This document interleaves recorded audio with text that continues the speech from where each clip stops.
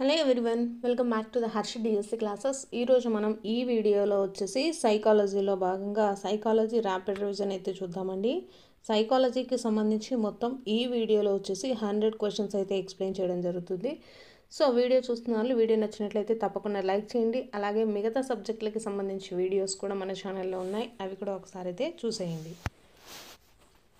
So first question అయితే చూద్దామండి. సైకాలజీకి సంబంధించి సాంఘిక వికాసానికి తొలిమెట్టు అయిన ఆత్మభావన ప్రారంభమయ్యే దశ. సాంఘిక వికాసానికి తొలిమెట్టు అయినటువంటి ఆత్మభావన ప్రారంభమయ్యే దశ ఏది అంటే పూర్వ బాల్య దశ అండి. పూర్వ బాల్య దశ. నెక్స్ట్ క్వశ్చన్, పిల్లలు వస్తువులను పట్టుకోవడానికి మొదట చేతిని మొత్తం ఉపయోగించిన తర్వాత చేతి వేళ్లతో వస్తువులను పట్టుకోగలుగుతారు. ఇందులో ఇమిడి ఉన్నటువంటి వికాస సూత్రం ఏది అనేసి అడిగారండి. సో ఆన్సర్ వచ్చేసి వికాసం వచ్చేసి సాధారణ దిశ నుండి నిర్దిష్ట దశగా సాగుతుంది. పిల్లలు వచ్చేసి ఒక వస్తువును పట్టుకోవడానికి ఫస్ట్ మొదట చేతిని మొత్తం ఉపయోగించిన తర్వాత వేళ్ళ సహాయంతో పట్టుకోగలిగితే దాంట్లో ఉండేటటువంటి వికాస సూత్రం ఏది అంటే వికాసం సాధారణ దిశ నుండి నిర్దిష్ట దిశగా సాగుతుంది. నెక్స్ట్ క్వశ్చన్,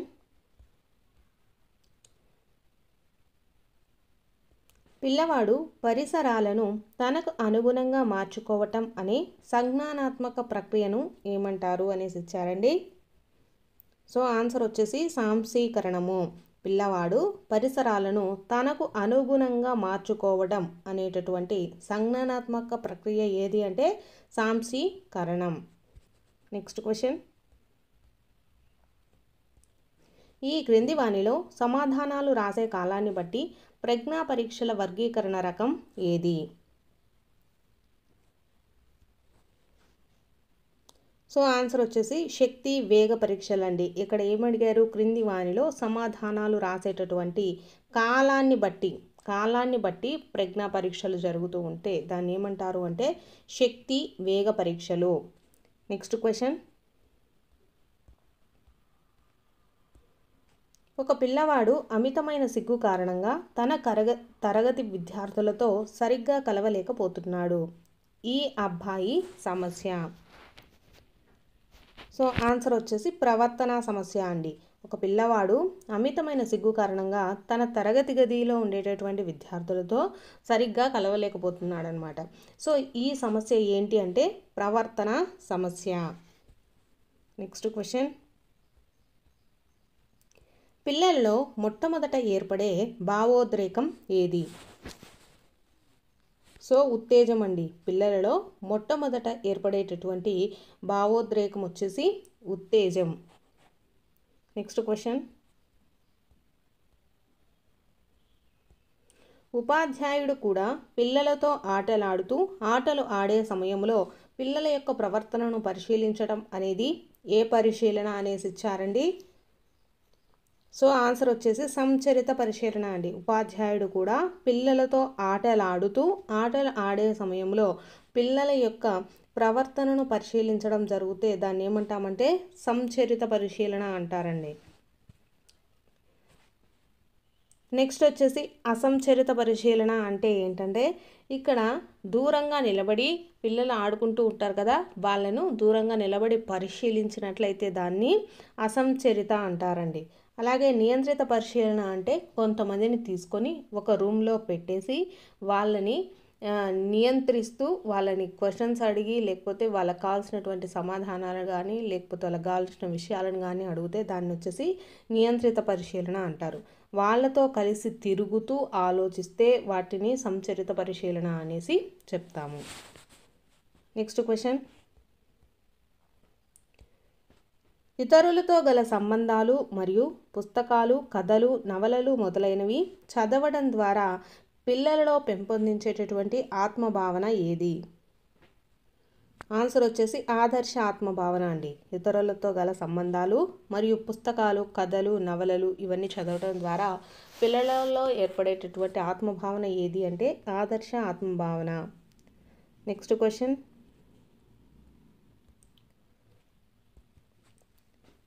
గణితము విజ్ఞాన శాస్త్రాల పట్ల ఒకే రకమైన అభిరుచి కలిగిన బాలుడు వచ్చేసి 10వ తరగతిలో ఉత్తీర్ణత సాధించాడు. అతడు ఎంపీసీనా లేదా బైపీసీ గ్రూప్ ఎంపిక చేసుకోవాలి అని అనుకుంటున్నాడు. అయితే అతను ఎదుర్కొంటున్న సంఘర్షణ ఏది అనేసి అడుగుతున్నారండి. సో కరెక్ట్ ఆన్సర్ వచ్చేసి ఉపగమ అండి. మనకు రెండు పాజిటివ్ అంటే రెండు ఇష్టమైతే, అంటే ఎంపీసీ అంటే ఇష్టమే, అలాగే బైపీసీ అంటే ఇష్టమే, కానీ ఏది ఎంపిక చేసుకోవాలో అతను సంఘర్షణకు గురి అవుతున్నాడు అనమాట. రెండు పాజిటివ్ అయితే ఉపగమ అని పిలుస్తాము. ఒక స్టేట్మెంట్ మనకి ఇష్టమయ్యి ఇంకొకటి ఇష్టం లేదు అంటే ఉపగమ పరిహార, అలాగే రెండు ఇష్టం లేదు అంటే పరిహార. నెక్స్ట్ ఉపగమ పరిహార అంటే రెండు ఇష్టము అలాగే రెండు ఇష్టం లేదు అనేటటువంటి దాంట్లో మనకు ఉపగమ పరిహార అనేది మనము సంఘర్షణ అవుతుందండి. సో ఇక్కడ వచ్చేసి మనకు రెండు ఇష్టమే కాబట్టి ఏమంటాము? ఉపగమ. నెక్స్ట్ క్వశ్చన్, నోమ్ చోమ్స్కీ ప్రకారము ప్రతి వ్యక్తిలో ఉండే విభాగం ఏది? సో ఆన్సర్ వచ్చేసి సార్వత్రిక భాషా విభాగం అండి. నోమ్ చోమ్స్కీ ప్రకారము ప్రతి వ్యక్తిలో ఉండేటటువంటి విభాగం వచ్చేసి సార్వత్రిక భాషా విభాగం. నెక్స్ట్ క్వశ్చన్, క్రికెట్ మ్యాచ్లో మొదటి బంతికే అవుట్ అయిన సాగర్ కోపంగా తన బ్యాట్ను వచ్చేసి గట్టిగా పిచ్ కేసి కొట్టడంలో ఉండేటటువంటి రక్షణ తంత్రం ఏది? సో ఆన్సర్ వచ్చేసి విస్థాపనం అండి. విస్థాపనం. ఇక్కడ మనకు మొదటి బంతికి అవుట్ అయినటువంటి సాగర్ వచ్చేసి కోపంగా తన బ్యాట్ను గట్టిగా పిచ్ కేసి కొట్టడంలో ఉండేటటువంటి రక్షణ తంత్రం, అంటే దాని మీద అవుట్ అయిపోయాను అనేటటువంటి దాంట్లో భాగంగా అతను వచ్చేసి బ్యాట్ని గట్టిగా కొడుతున్నాడు, అంటే దాని కోపాన్ని బ్యాట్ మీద చూపిస్తున్నాడు. సో అది ఏ రక్షణ తంత్రం అవుతుంది? విస్థాపనం. నెక్స్ట్ క్వశ్చన్, వ్యక్తి యొక్క విశ్వసనీయత అనే సద్గుణాన్ని సాధించుకునే మనోసాంఘిక క్లిష్ట పరిస్థితి ఏది? సో ఆన్సర్ వచ్చేసి పాత్ర గుర్తింపు, పాత్ర సందిగ్ధత అండి. వ్యక్తి యొక్క విశ్వసనీయత అనేటటువంటి సద్గుణాన్ని సాధించుకునేటటువంటి మనోసాంఘిక క్లిష్ట పరిస్థితి ఏది అంటే పాత్ర గుర్తింపు వర్సెస్ పాత్ర సందిగ్ధత. నెక్స్ట్ క్వశ్చన్, క్రింది వానిలో అభ్యాసన లక్షణం కానిది ఏది అనేసి ఇచ్చారండి. కరెక్ట్ ఆన్సర్ వచ్చేసి అభ్యాసనం ఒక ఫలితము ప్రక్రియ కాదు అనేసి లక్షణం కాదండి. అభ్యాసనం అనేది మనకు ప్రయోజనాత్మకమైనది, అలాగే అభ్యాసనం వచ్చేసి మనకు గమ్య నిర్దేశకమైనది, అభ్యాసనం సార్వత్రికమైనది. ఇవన్నీ మనకు అభ్యాసనానికి సంబంధించినటువంటి లక్షణాలు. కానిది ఏది అంటే అభ్యాసనం ఒక ఫలితము ప్రక్రియ కాదు అనేసి ఇచ్చారు. ఇది వచ్చేసి రైట్ ఆన్సర్ అండి. నెక్స్ట్ క్వశ్చన్, క్రింది వాటిలో శారీరక అవసరం కానిది ఏది? ఆన్సర్ వచ్చేసి 3 అండి. ప్రేమ అనేది శారీరక అవసరం కాదు. నెక్స్ట్ క్వశ్చన్,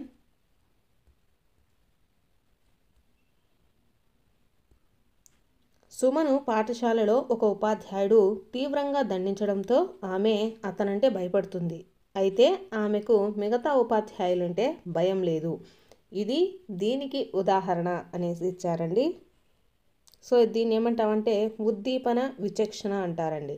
అంటే ఒక ఉపాధ్యాయుడు అరిచాడని అందరి ఉపాధ్యాయుల మీద కూడా భయపడుతూ ఉంటే దాన్ని వచ్చేసి ఉద్దీపన సామాన్యీకరణ అంటాము. ఇక్కడ ఏంటి, ఒక ఉపాధ్యాయుడే దండించాడు, ఆ ఉపాధ్యాయుడిని చూస్తే మాత్రమే భయం వేస్తుంది అనమాట, మిగతా వాళ్ళతోటి బాగానే ఉంటుంది. సో కాబట్టి ఇటువంటిది ఏమవుతుంది అంటే ఉద్దీపన విచక్షణ. నెక్స్ట్ క్వశ్చన్,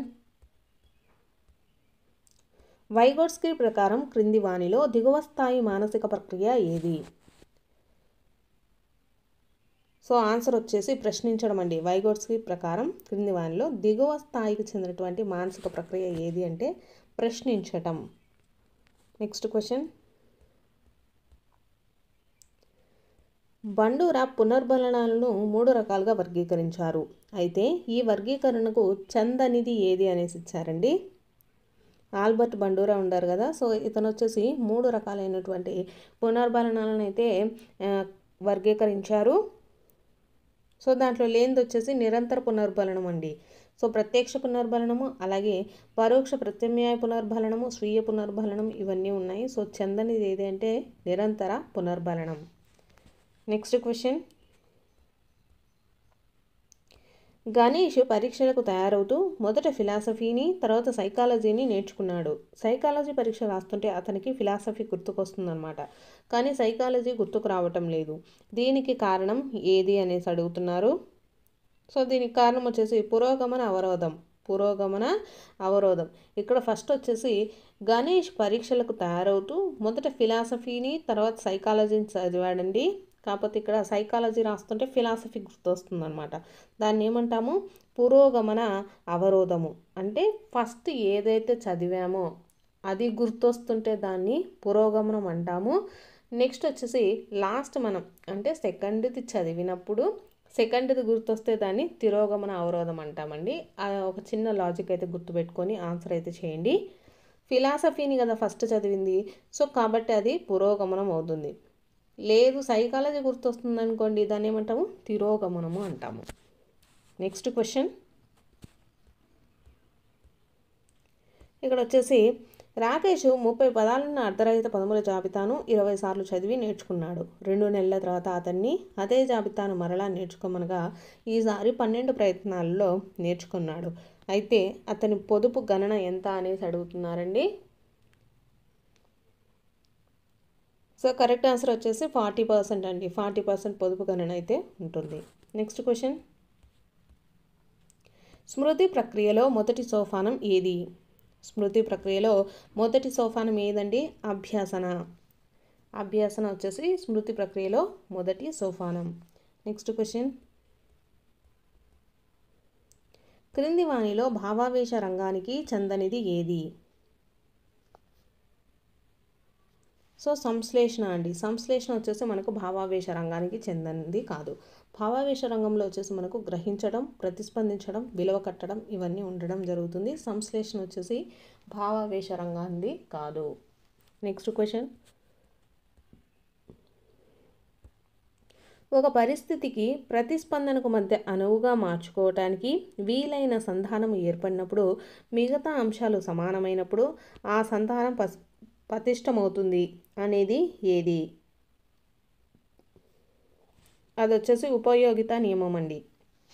ఒక పరిస్థితికి ప్రతిస్పందనకు మధ్య అనువుగా మార్చుకోవడానికి వీలైన సంధానం ఏర్పడినప్పుడు మిగతా అంశాలు సమానమైనప్పుడు ఆ సంధానం పతిష్టమవుతుంది అనేది ఏంటిది అంటే ఉపయోగిత నియమము.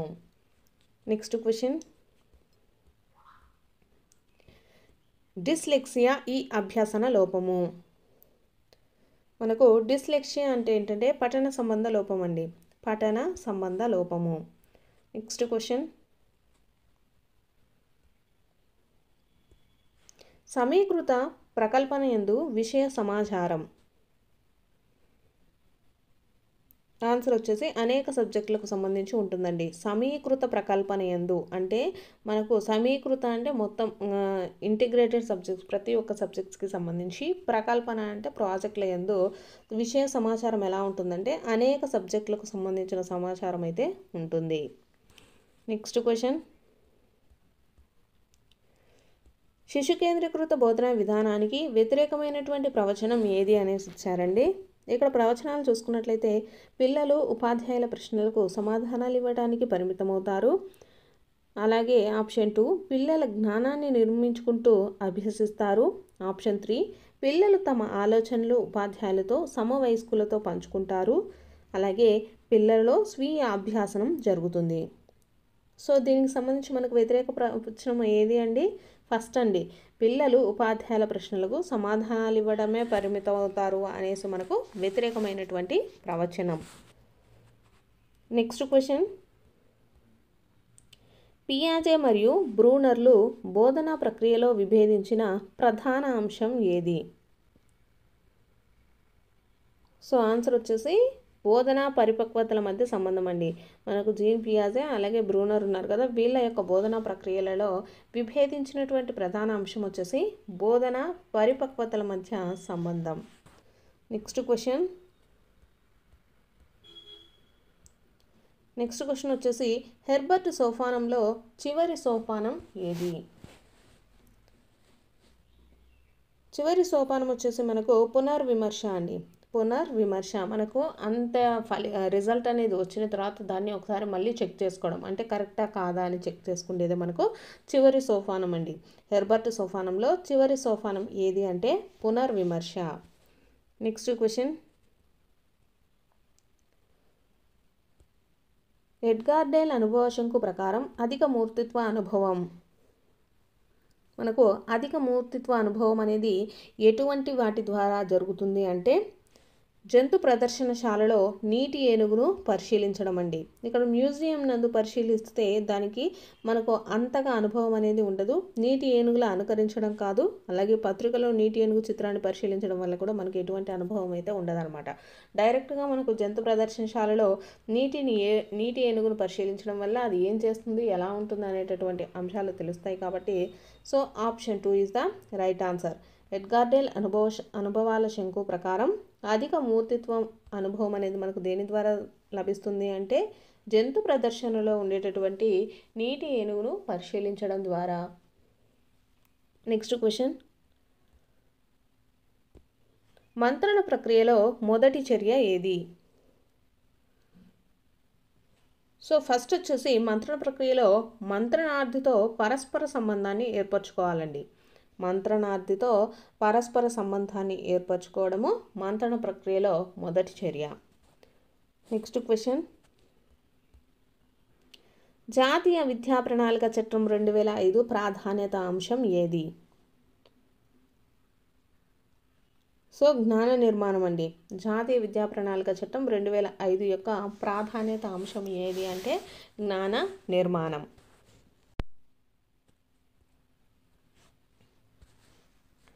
నెక్స్ట్ క్వశ్చన్, జీన్ పియాజే ప్రకారం పిల్లలు వీటి ద్వారా జ్ఞానాన్ని నిర్మించుకుంటారు. ఆన్సర్ వచ్చేసి అన్వేషణ మరియు అనుభవం ద్వారా అండి. జీన్ పియాజే ప్రకారం పిల్లలు వచ్చేసి వేటి ద్వారా జ్ఞానాన్ని నిర్మించుకుంటారు అంటే అన్వేషణ మరియు అనుభవాల ద్వారా. నెక్స్ట్ క్వశ్చన్, పిల్లలు ఆగకుండా ఏదో ఒకటి మాట్లాడుతూ ఉంటారు కనుక వాగుడుకాయ దశగా పిలువబడేటటువంటి వికాస దశ ఏది? ఆన్సర్ వచ్చేసి పూర్వ బాల్య దశనండి. పూర్వ బాల్య దశను వచ్చేసి మనము వాగుడుకాయ దశగా చెప్పడం జరుగుతుంది. జగడగొండ్ల దశ వచ్చేసి ఉత్తర బాల్య దశ అండి. పిల్లలు ఆగకుండా ఏదో ఒకటి మాట్లాడుతూ ఉంటే దాన్ని వాగుడుకాయ దశ అంటారు కదా. సో వాగుడుకాయ దశ ఏది అంటే పూర్వ బాల్య దశ. అలాగే జగడగొండ్ల దశ ఏది అంటే ఉత్తర బాల్య దశ అవుతుందండి. నెక్స్ట్ క్వశ్చన్, ఈ రకమైన ప్రజ్ఞ కలవారిని సాంఘిక నేర్పరులు అంటారు. సో ఇది వచ్చేసి వ్యక్త్యంతర ప్రజ్ఞ అండి. ఈ రకమైన ప్రజ్ఞ గలవారిని సాంఘిక నేర్పరులు అంటారు అంటే వ్యక్త్యంతర ప్రజ్ఞ. నెక్స్ట్ క్వశ్చన్, ప్రయోగం చేసేటప్పుడు ప్రయోక్త ఆధీనంలో ఉండేటటువంటి చరం ఏది? సో ఇది స్వతంత్ర చరం అండి. ప్రయోగం చేసేటప్పుడు ప్రయోక్త ఆధీనంలో ఉండేటటువంటి చరం ఏది అంటే స్వతంత్ర చరం. నెక్స్ట్ క్వశ్చన్, రవి ఇంటి పని చేయాలని లేదు, అలా అని ఉపాధ్యాయునితో తిట్లు తినాలని కూడా లేదు. ఇక్కడ ఉండేటటువంటి సంఘర్షణ ఏది అనేసి ఇచ్చారండి. ఆన్సర్ వచ్చేసి పరిహార. ఎందుకంటే లేదు, ఇది కూడా నెగిటివ్, ఇక్కడ తిట్లు తినాలని కూడా లేదు. సో ఇది కూడా నెగిటివ్ అనమాట. సో రెండు నెగిటివ్లు వస్తే మనకేమవుతుంది పరిహార. నెక్స్ట్ క్వశ్చన్, పిల్లలలో భాషా వికాసం మొదట ముద్దు పలుకులతో మొదలై క్రమంగా సంభాషణలుగా మారుతుందన్నమాట. ఇందులో ఇమిడి ఉండేటటువంటి వికాస సూత్రం ఏది అనేసి ఇచ్చారండి. మనకు వికాస సూత్రం ఇంపార్టెంట్ టాపిక్ అండి. ఒక్క క్వశ్చన్ అయినా కంపల్సరీ క్వశ్చన్ పేపర్లో ఉండి తీరుతుంది. సో కరెక్ట్ ఆన్సర్ వచ్చేసి ఆప్షన్ 3 అండి. వికాసం ఒక ఖచ్చితమైన నమూనాను అవలంబిస్తూ ఉంటుంది. పిల్లలలో భాషా వికాసం వచ్చేసి మొదట ముద్దు పలుకులతో మొదలై క్రమంగా సంభాషణలుగా మారుతుంది. ఇందులో ఉన్న వికాస సూత్రం ఏదండి? వికాసం వచ్చేసి ఒక ఖచ్చితమైన నమూనాను అవలంబిస్తుంది. నెక్స్ట్ క్వశ్చన్, వ్యక్తి సాంఘిక వికాసంలో ప్రముఖ పాత్ర వహించేటటువంటి కారకం ఏది? సో ఆన్సర్ వచ్చేసి పరిసరాలండి. వ్యక్తి యొక్క సాంఘిక వికాసంలో ప్రముఖ పాత్ర వహించేటటువంటి కారకం ఏది అంటే పరిసరాలు. నెక్స్ట్ క్వశ్చన్,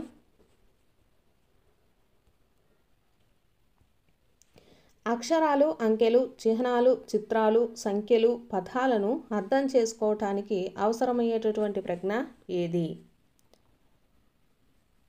సో ఇది వచ్చేసి అమూర్త ప్రజ్ఞ అండి. అక్షరాలు, అంకెలు, చిహ్నాలు, చిత్రాలు, సంఖ్యలు, పదాలను అర్థం చేసుకోవడంలో అవసరమయ్యేటటువంటి ప్రజ్ఞ ఏది అంటే అమూర్త ప్రజ్ఞ. నెక్స్ట్ క్వశ్చన్, వ్యక్తి సామర్థ్యం అనేటటువంటి సద్గుణాన్ని సాధించుకునే మనోసాంఘిక క్లిష్ట పరిస్థితి ఏది? సో ఇక్కడ మనకు సామర్థ్యం అనేసి ఇచ్చారండి. సామర్థ్యం అనేది దేంట్లో ఉంటుంది? శ్రమించడం మరియు న్యూన్యత. శ్రమించడం, న్యూన్యత. నెక్స్ట్ క్వశ్చన్, ఒక వ్యక్తి తాను కలెక్టర్ అవ్వలేకపోయినా తన స్నేహితుడు కలెక్టర్ అయినందుకు తానే కలెక్టర్ అయినట్లుగా సంతోషపడుతూ ఉన్నాడనమాట. ఈ సందర్భంలో ఉండేటటువంటి రక్షణ తంత్రం ఏది అనేసి ఇచ్చారండి. సో కరెక్ట్ ఆన్సర్ వచ్చేసి ఆప్షన్ 4 అండి, తదాత్మీకరణ. ఒక వ్యక్తి తాను కలెక్టర్ అవ్వలేకపోయినా తన యొక్క స్నేహితుడు కలెక్టర్ అయినందుకు సంతోషపడుతూ ఉన్నాడనమాట. సో ఈ సందర్భంలో ఉండేటటువంటి రక్షణ తంత్రం ఏదంటే తదాత్మీకరణము. నెక్స్ట్ క్వశ్చన్, వ్యక్తి యొక్క వాస్తవిక మరియు ఆదర్శ ఆత్మ భావనలను మాపనం చేయడానికి ఉపయోగించేటటువంటి సాధనం ఏది? సో ఆన్సర్ వచ్చేసి సిమాంటిక్ డిఫరెన్షియల్ టెక్నిక్ అండి. వ్యక్తి యొక్క వాస్తవిక మరియు ఆదర్శ ఆత్మ భావనలను మాపనం చేయడానికి ఉపయోగించే సాధనం ఏది అంటే semantic differential technique. Next question, నిబంధన సహిత మరియు నిబంధన రహిత ప్రతిచర్యలు దీని ఆధీనంలో జరుగుతాయి. సో ఆన్సర్ వచ్చేసి ఆప్షన్ 3 అండి, స్వయం చోదిత నాడీ వ్యవస్థ. నిబంధన సహిత అలాగే నిబంధన రహిత ప్రతిచర్యలు వచ్చేసి దేని ఆధీనంలో జరుగుతాయి అంటే స్వయం చోదిత నాడీ వ్యవస్థ. నెక్స్ట్ క్వశ్చన్,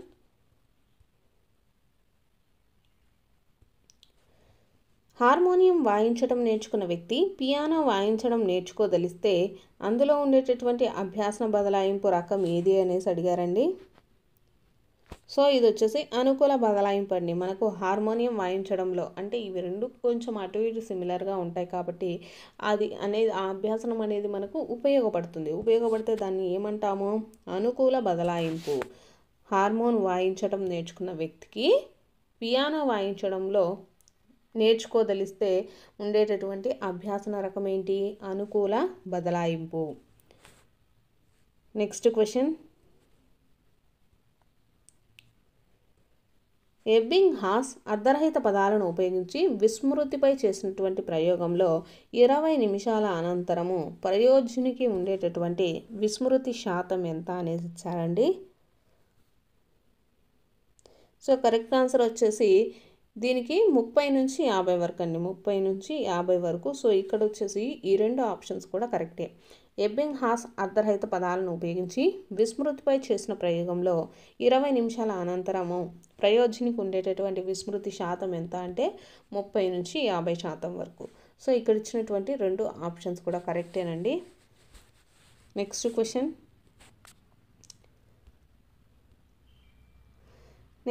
వచ్చేసి లత రకరకాల త్రిభుజాలను గీసి వాటి కోణాలను కొలిచి వాటి ఆధారంగా త్రిభుజంలోని కోణాల మొత్తం వచ్చేసి 180 డిగ్రీలుగా గుర్తించుకుందనమాట. సో ఇక్కడ ఉండేటటువంటి స్మృతి రకం ఏది అనేసి అడిగారండి. సో కరెక్ట్ ఆన్సర్ వచ్చేసి క్రియాత్మక స్మృతి అండి. లత వచ్చేసి రకరకాల త్రిభుజాలను గీస్తుందనమాట. గీసి అలాగే వాటి కోణాలను కొలిచి వాటి ఆధారంగా త్రిభుజంల కోణాల మొత్తము 180 డిగ్రీలని గుర్తుంచుకుంది. సో దీన్ని ఏమంటాము? క్రియాత్మక స్మృతి. నెక్స్ట్ క్వశ్చన్, మాస్లో ప్రకారము నిమ్న శ్రేణి అవసరం ఏది? మాస్లో ప్రకారము నిమ్న శ్రేణి అవసరం. సో ఇది వచ్చేసి రక్షణ అవసరం అండి. మాస్లో ప్రకారము నిమ్న శ్రేణి అవసరం ఏది అంటే రక్షణ అవసరం. నెక్స్ట్ క్వశ్చన్, క్రింది వానిలో భావావేశ రంగమునకు చందనిది ఏది అనేసి అడుగుతున్నారండి.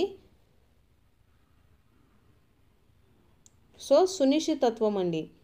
భావావేశ రంగానికి సునిశ్చితత్వం అనేది చెందింది కాదు. ఇక్కడ గ్రహించడము, శీలస్థాపన, వ్యవస్థాపన ఇవన్నీ కూడా మనకు భావావేశ రంగానికి చెందినవే. నెక్స్ట్ క్వశ్చన్ వచ్చేసి సరికాని ప్రవచనం ఏది అని అడుగుతున్నారు.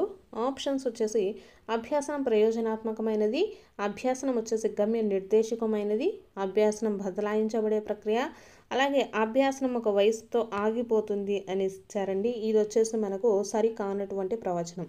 ఎందుకంటే అభ్యాసం అనేది మనకు ఏ వయసులో అయినా జరుగుతూ ఉంటుందండి. నెక్స్ట్ క్వశ్చన్ వచ్చేసి సంతోష్కు తనని అకారణంగా శిక్షించే తన తండ్రి అంటే భయం.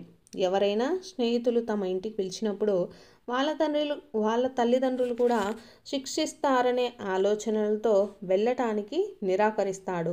సో దీనికి కారణం ఏది అని అడుగుతున్నారండి. దానికి కారణం వచ్చేసి ఉద్దీపన సామాన్యీకరణ అండి. మీకు ఆల్రెడీ చెప్పాను కదా.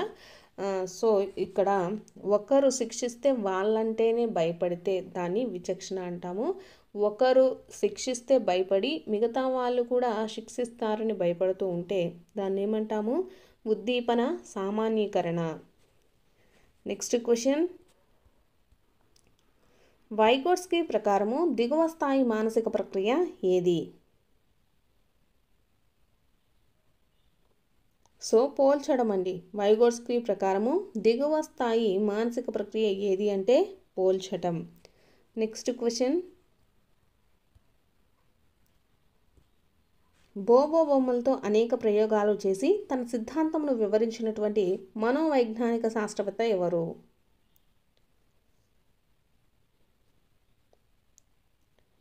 సో కరెక్ట్ ఆన్సర్ వచ్చేసి బండూరా అండి. బోబో బొమ్మలతో అనేక ప్రయోగాలను చేసి తన సిద్ధాంతమును వివరించినటువంటి మనోవైజ్ఞానికవేత్త ఎవరు అంటే ఆల్బర్ట్ బండూరా. నెక్స్ట్ క్వశ్చన్, గత అభ్యాసన కొత్తగా నేర్చుకున్న అంశాల ఆధారణను ఆటంకపరిస్తే అది ఏమవుతుంది అనేసి ఇచ్చారండి.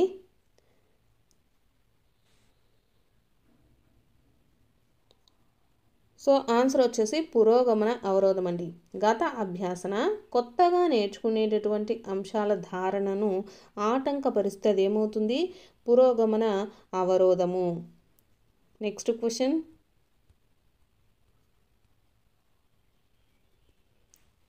మంత్రకుని విస్తృత అనుభవము, నైపుణ్యాలు మంత్రనార్థి సమస్యను సులభంగా పరిష్కరిస్తాయనే ప్రతిపాదనపై నిర్మించబడినటువంటి మంత్రణం ఏది?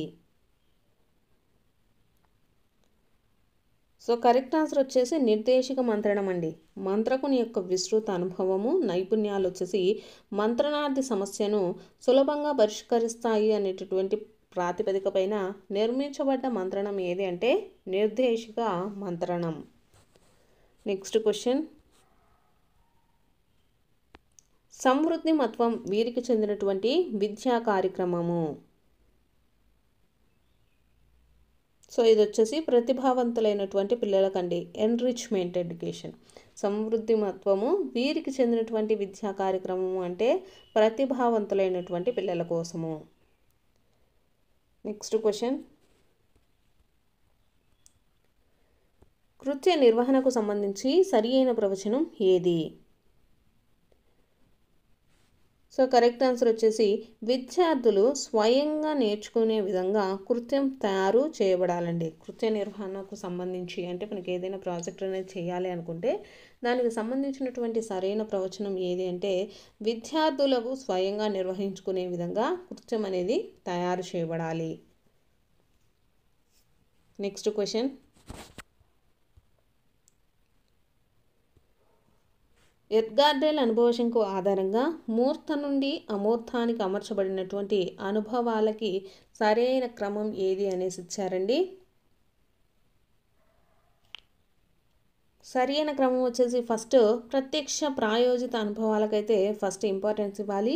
నెక్స్ట్ వచ్చేసి ప్రాతినిధ్య అనుభవాలు కల్పిత అనుభవాలకు, తర్వాత నాటకీకరణ అనుభవాలు, లాస్ట్లో వచ్చేసి క్షేత్ర సందర్శనలు అధ్యయన పర్యటనలు అండి. ఎడ్గార్ డేల్ అనుభవ శంకువ ఆధారంగా మూర్త నుంచి అమూర్తానికి అమర్చబడినటువంటి అనుభవాల క్రమం వచ్చేసి ఫస్ట్ది వచ్చేసి మనకు ఆప్షన్ 3 అండి. ఫస్ట్ది వచ్చేసి అనుభవాల ప్రత్యక్ష ప్రాయోజిత అనుభవాలు, నెక్స్ట్ సెకండ్ వచ్చేసి ప్రాతినిధ్య అనుభవాలు కల్పిత అనుభవాలు, నెక్స్ట్ నాటకీకరణ అనుభవాలు, అలాగే క్షేత్ర సందర్శనలు అధ్యయన పర్యటనలు అండి. నెక్స్ట్ క్వశ్చన్, బాలల హక్కుల పరిరక్షణ దినము నవంబర్ 20 అండి.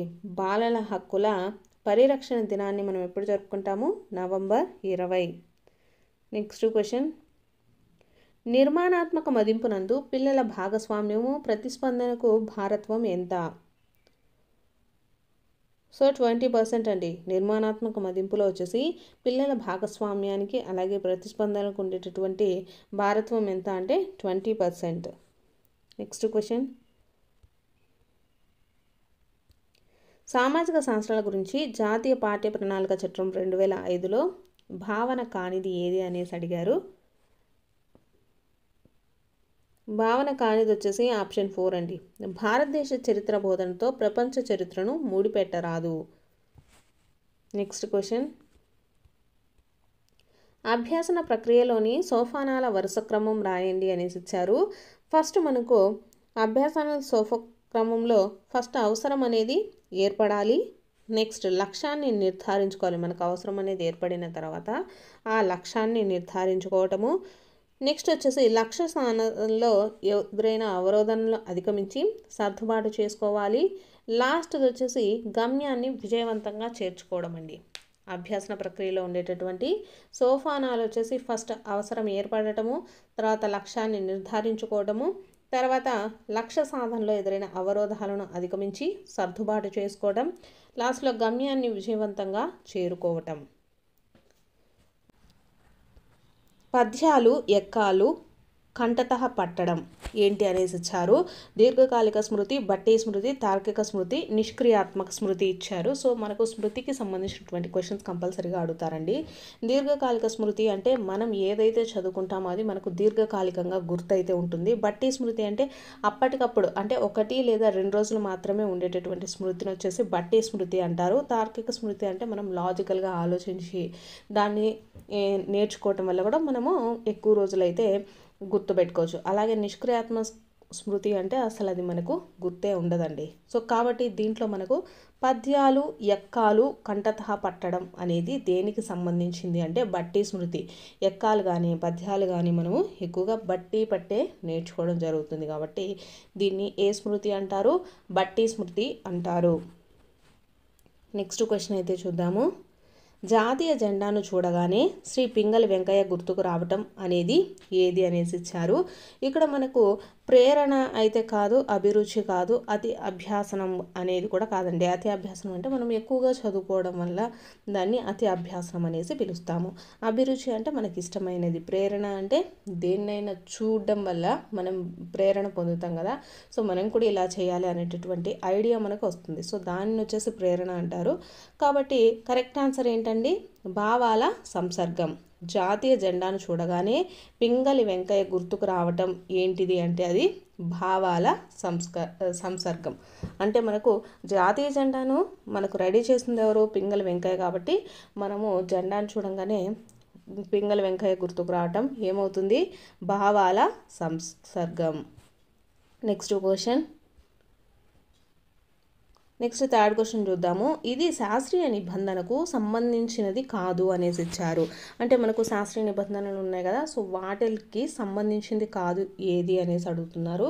ఇక్కడ చూసుకున్నట్లయితే మనకు ఫస్ట్ది విరమణ, ఆప్షన్ 2 పరికరాత్మక అభ్యాసనం అని ఇచ్చారు, సామాన్యీకరణం అని ఇచ్చారు, సో విచక్షణ అని ఇచ్చారు. సో ఇక్కడ చూసుకున్నట్లయితే మనకు ఈ విచక్షణ కానీ విరమణ, సామాన్యీకరణం ఇవన్నీ మనకు పావ్లోవ్ సిద్ధాంతానికి సంబంధించినవి. ఈ పరికరాత్మక అభ్యాసం అనేది సంబంధించింది కాదండి. So option 2 is the right answer. Question చూసుకున్నట్లయితే ఇక్కడ ఏమి ఇచ్చారు, శాస్త్రీయ నిబంధనకు సంబంధించినది కానిది ఏది అనేసి ఇచ్చారు, కాదు అనేసి ఇచ్చారండి. సో ఈ విరమణ సామాన్యీకరణ విచక్షణ సంబంధించింది. కానిది ఏందండి, ఆప్షన్ 2 పరికరాత్మక అభ్యాసనం. Next question, the mentality of apes గ్రంథ రచయిత ఎవరు? ఇది వచ్చేసి మనల్ని చాలాసార్లు అయితే అడిగారండి. ద మెంటాలిటీ ఆఫ్ ఏప్స్ గ్రంథ రచయిత ఎవరు అంటే కొహెలర్. ద మెంటాలిటీ ఆఫ్ ఏప్స్ గ్రంథ రచయిత ఎవరు, కొహెలర్. నెక్స్ట్ క్వశ్చన్ వచ్చేసి అభ్యాసన వక్రరేఖలో ఎక్స్ అక్షం మీద ఉండేటటువంటి అంశం ఏది అనేసి అడిగారండి. సో మనకు అభ్యాసన వక్రరేఖలు ఉన్నాయి కదా, అవి కూడా మనకు వెరీ వెరీ ఇంపార్టెంట్ అండి. అంటే మనకు అభ్యాసన వక్రరేఖలను వచ్చేసి ఎవరు చేశారంటే వుడ్వర్త్ అండి. సో దీంట్లో మనకు అభ్యాసన వక్రరేఖల్లో వచ్చేసి 4 దశలు అయితే ఉంటాయి. అవి ఏంటంటే ఫస్ట్ వచ్చేసి ప్రారంభ దశ, రెండోది వచ్చేసి చాంచల్య దశ, మూడోది వచ్చేసి మనకు పీఠభూమి దశ, నాలుగోది వచ్చేసి శారీరక హద్దు దశ అనేసి మనకు 4 దశలు అయితే ఉంటాయండి. సో ఆ అభ్యాసన వక్రరేఖ చూసుకున్నట్లయితే మనకు ఎలా ఉంటుందండి, ఇక్కడ అభ్యాసన వక్రరేఖ అయితే ఉంటుంది. సో మనకు ఎక్స్ అక్షాంశం మీద వచ్చేసి మనకు ఏమేమి ఉంటుందంటే కాలం ఉంటుంది, అలాగే వై అక్షాంశం మీద వచ్చేసి అభ్యాసనం ఉంటుందండి. అభ్యాసనం చూసారు కదా, అభ్యాసన వక్రరేఖలో మనకు ఎక్స్ అక్షాంశం మీద వచ్చేసి కాలం అయితే ఉంటుంది, వై అక్షాంశం మీద వచ్చేసి అభ్యాసనం ఉంటుందండి. ఇక్కడ మనల్ని క్వశ్చన్లో చూసుకున్నట్లయితే ఏమడిగారు, అభ్యాసన వక్రరేఖలో ఎక్స్ అక్షం మీద ఏముంటుంది, కాలం ఉంటుందండి. Option 1 is the right answer. Next question, ఫలితం కంటే విధానము ముఖ్యము అని తెలిపిన అభ్యాసన సిద్ధాంతం ఏది? ఫలితము కంటే విధానం ముఖ్యము అని తెలిపిన అభ్యాసన సిద్ధాంతం ఏది అంటే నిర్మాణాత్మక వాదం అండి. నిర్మాణాత్మక వాదం. నెక్స్ట్ క్వశ్చన్, అంతరదృష్టి అభ్యాసనానికి సంబంధం లేని భావనను గుర్తించండి అనేసి ఇచ్చారు. సో మనకు అంతరదృష్టి అభ్యాసనానికి సంబంధం లేనిది ఏది అంటే వ్యక్తి పూజ అండి. వ్యక్తి పూజ వచ్చేసి మనకు అంతరదృష్టి అభ్యాసనానికి సంబంధించింది కాదు.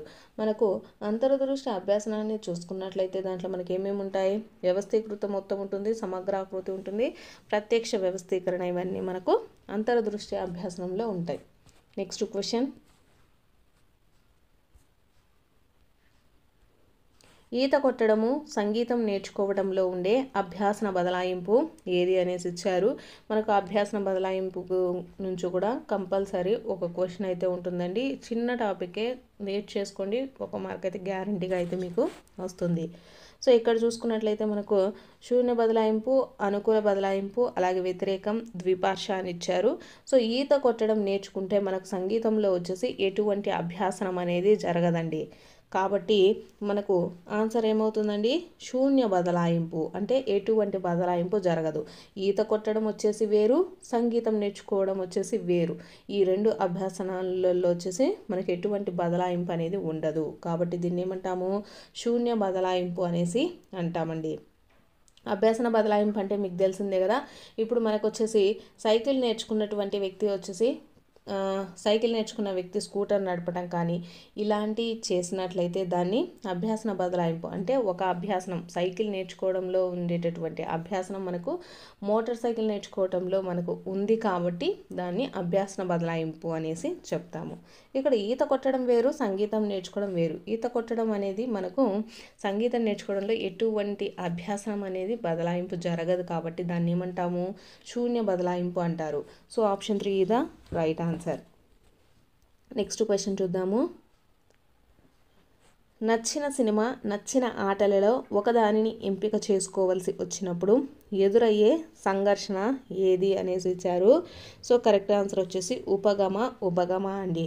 ఇవి కూడా మనకు ఈ సంఘర్షణల్లో, ఈ 4 సంఘర్షణల్లో కంపల్సరీ ఒక క్వశ్చన్ అయితే వస్తుంది. ఈ టాపిక్ కూడా నేర్చుకోండి. సో నచ్చిన సినిమా, నచ్చిన ఆట ఇక్కడ చూసుకుందాము. ఉపగమ అంటే పాజిటివ్ అండి. 2 పాజిటివ్ అయితే ఉపగమ అంటే రెండు నచ్చినట్లయితే ఉపగమ అంటారు. పరిహార అంటే రెండు నెగిటివ్ అని గుర్తుపెట్టుకోండి. మనకు ఏది ఇష్టం లేకపోతే దాన్ని పరిహార అంటారు. నెక్స్ట్ ఉపగమ పరిహార అంటే ఒకటి ఇష్టమయ్యి ఇంకొకటి ఇష్టం లేకపోతే దాన్ని ఉపగమ పరిహార అంటారు. ద్విపరిహార అంటే ఏంటంటే రెండు ఇష్టము అలాగే రెండు ఇష్టం లేదు, దాన్ని ద్విపరిహార అంటారండి. అర్థమైంది కదా. ఇక్కడ నచ్చిన సినిమా అలాగే నచ్చిన ఆటలు అనేసి ఇచ్చారంటే రెండు నచ్చినవే, అంటే రెండు పాజిటివ్స్. సో ఆన్సర్ ఏమవుతుంది? ఉపగమ. నెక్స్ట్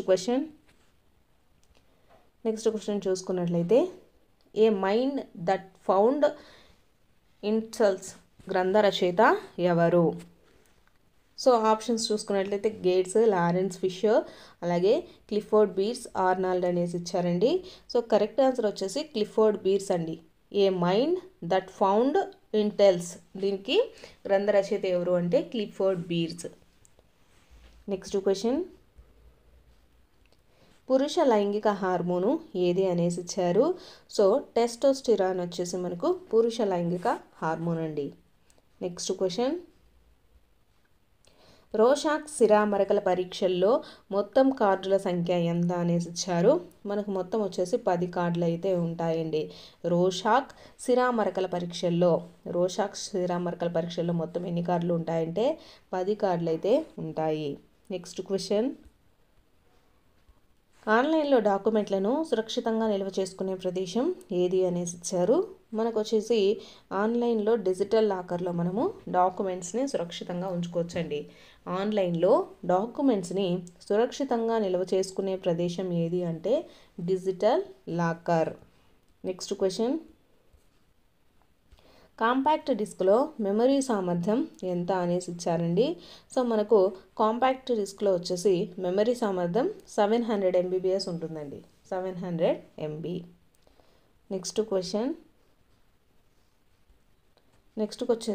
వచ్చేసి హోమ్ స్కూలింగ్ పుస్తక రచయిత ఎవరు? హోమ్ స్కూలింగ్ పుస్తక రచయిత ఎవరు అంటే జాన్ హాల్ట్. నెక్స్ట్ క్వశ్చన్, క్రింది వానిలో అతిపెద్ద కంప్యూటర్ మెమరీ ఏది అంటే టీబీస్ అండి, టెరాబైట్స్. నెక్స్ట్ క్వశ్చన్, అందుబాటులో ఉన్న సమాచారము జ్ఞానాన్ని ఉపయోగించుకొని పరిష్కారం సూచించడానికి చేయు ఆలోచన ఏది?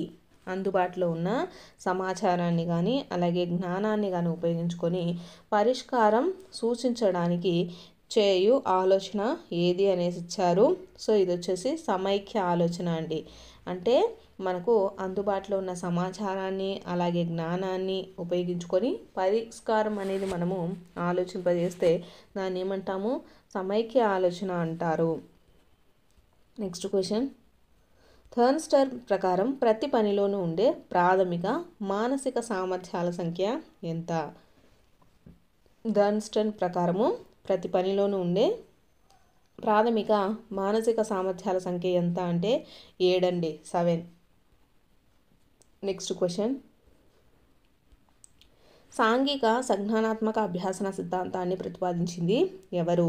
సాంఘిక సంజ్ఞానాత్మక అభ్యాస సిద్ధాంతాన్ని ప్రతిపాదించింది ఎవరు అంటే మనకు వచ్చేసి బండూరా అండి. సాంఘిక సంజ్ఞానాత్మక సిద్ధాంతాన్ని ప్రతిపాదించింది ఎవరు అంటే బండూరా. నెక్స్ట్ క్వశ్చన్,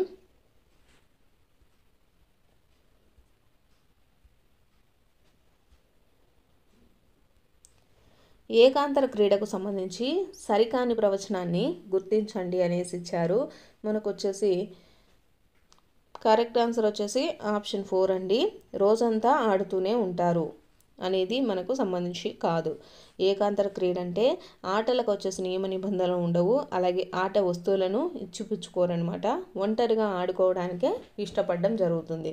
దీన్ని వచ్చేసి మనము ఏకాంతర క్రీడ అనేసి చెప్తామండి. నెక్స్ట్ క్వశ్చన్, ఎమోవర్ అనున్నది ఈ భాషా పదము. ఎమోవర్ అనేది మనకు ఏ భాషా పదం అండి? లాటిన్ భాషా పదము. నెక్స్ట్ క్వశ్చన్, ఈ భాషా ఉపవ్యవస్థ మనం ఉచ్చరించే శబ్దాల క్రమాన్ని నిర్ణయిస్తుంది. ఇక్కడ ముద్దు పలుకులు అనేసి ఇచ్చారు. నెక్స్ట్ సిమాంటిక్స్, ఫొనాలజీ, ప్రాగ్మాటిక్స్ అనేసి ఇవ్వడం జరిగింది. కరెక్ట్ ఆన్సర్ ఫొనాలజీ అండి. ఈ భాషా ఉపవ్యవస్థ మనం ఉచ్చరించేటటువంటి శబ్దాల క్రమాన్ని నిర్ణయిస్తుంది అంటే ఫొనాలజీ. నెక్స్ట్ క్వశ్చన్, ఈ వికాస దశను సోమరి వయసు అని కూడా అంటారు. ఆప్షన్స్ చూసుకున్నట్లయితే మనకు శైశవం, పూర్వ బాల్య దశ, అలాగే ఉత్తర బాల్య దశ, కౌమార దశ అనేసి ఇచ్చారండి. సోమరి వయసు అని దేన్ని పిలుస్తారంటే ఉత్తర బాల్య దశను పిలుస్తారండి. ఉత్తర బాల్య దశను ఏమని పిలుస్తామంటే సోమరి వయసు అనేసి కూడా పిలుస్తారు. అలాగే జగడగుండ్ల దశ అని కూడా పిలవడం జరుగుతుందండి. నెక్స్ట్ క్వశ్చన్ జైవిక వ్యక్తి మానవత్వం గల వ్యక్తిగా పరివర్తన చెందడాన్ని సాంఘిక వికాసం అంటారు అని నిర్వచించింది ఎవరు? జైవిక వ్యక్తి మానవత్వం గల వ్యక్తిగా పరివర్తన చెందడాన్ని సాంఘిక వికాసం అంటారు అని నిర్వచించింది ఎవరు అనేసి ఇచ్చారు. ఆన్సర్ గ్యారెట్ అండి, గ్యారెట్. నెక్స్ట్ క్వశ్చన్, దీనిని క్లినికల్ పద్ధతి అని కూడా అంటారు అనేసి ఇచ్చారు. క్లినికల్ పద్ధతికి మరొక పేరు వ్యక్తి అధ్యయన పద్ధతి అండి. వ్యక్తి అధ్యయన పద్ధతిని ఏమంటామంటే మనము క్లినికల్ పద్ధతి అంటే case study method. Next question identify the correct matchings అనేసి ఇవ్వడం జరిగిందనమాట. సరిగా జత పరిచిన దానిని గుర్తించండి అనేసి ఇచ్చారు. ఆప్షన్ 4 అండి, చర్యాత్మక పరిశోధన స్టీఫెన్ కోరే అనేది మనకు ఇవ్వడం జరిగింది. ఇది కరెక్ట్ మ్యాచింగ్ అండి. నెక్స్ట్ క్వశ్చన్,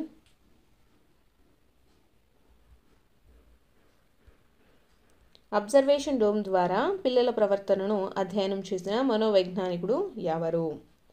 కరెక్ట్ ఆన్సర్ గెసెల్ అండి, గెసెల్. అబ్జర్వేషన్ డోమ్ ద్వారా పిల్లల యొక్క ప్రవర్తనను అధ్యయనం చేసిన మనోవైజ్ఞానికుడు ఎవరు అంటే గెసెల్.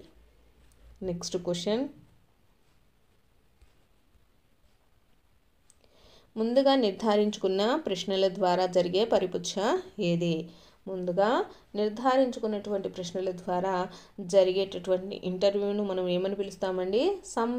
సంరచిత అంటే స్ట్రక్చర్డ్ అంటే ఏంటి? ఆల్రెడీ మనం ప్రిపేర్ చేసుకున్నట్టు అండి. మనం ఆల్రెడీ ప్రిపేర్ చేసుకున్నటువంటి క్వశ్చన్ల ద్వారా మనకి ఇంటర్వ్యూ జరిగితే దాన్ని ఏమంటారు? సంరచిత అంటే స్ట్రక్చర్డ్ ఇంటర్వ్యూ అండి. నెక్స్ట్ క్వశ్చన్,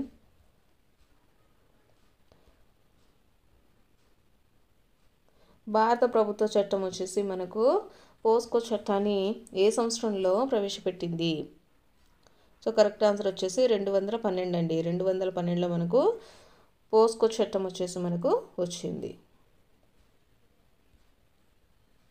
నెక్స్ట్ క్వశ్చన్ అండి, పిల్లలు ఎదుర్కొనే మొట్టమొదటి సాంఘిక సంస్థ ఏది అనేసి ఇచ్చారు. కుటుంబం అండి. పిల్లలు ఎదుర్కొనేటటువంటి మొట్టమొదటి సాంఘిక సంస్థ ఏది అంటే కుటుంబం. సైకాలజీకి సంబంధించినటువంటి ఇంపార్టెంట్ బిట్స్. మీకు కనుక వీడియో నచ్చినట్లయితే తప్పకుండా లైక్ చేసి సబ్స్క్రైబ్